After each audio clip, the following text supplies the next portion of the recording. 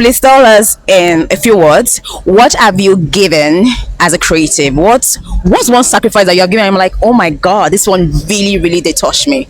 Okay, so I'm a business owner. Yeah. So the one thing I do is to make sure that I'm intentional about what I put out to my audience, because I really love them to look nice. I feel happy whenever they show up looking stylish, looking amazing. I feel fulfilled, So that's one thing I think I do.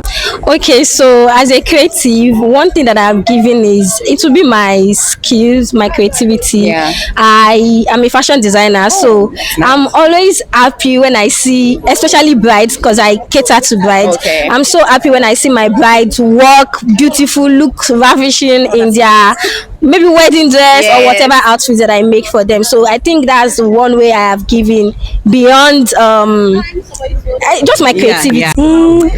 I would say a sacrifice I made was like giving someone close to me a recipe of my banana bread, because I'm actually a baker. I bake, I make cake, pastries, yogurt, and also, and she's someone close to me. I think she was there when I was baking, and she was like, "Can she have my recipe?"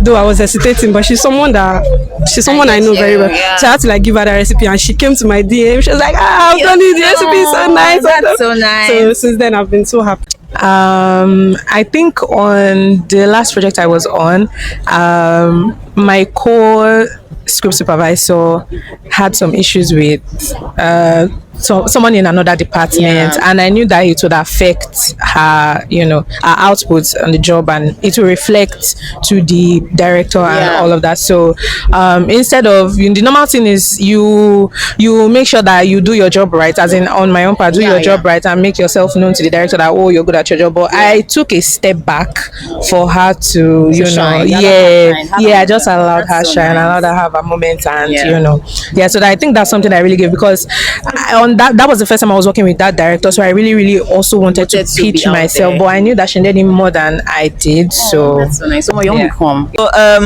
for me, it was, I've worked with a lot of international brands, from Face Fact to Beauty Formula to now Ulanzi, and it was challenging at some point. Like with different brands, there were different challenges. Most times people be like, "Oh my god, I don't think we can pull that off." Yes. But I've been able to pull it off over time, and that's such, like, I don't know if people see it like a big win, but to me that's like a really, really big win. Like, she did that. I love it when they say, "Oh, you did that." Yes, I did.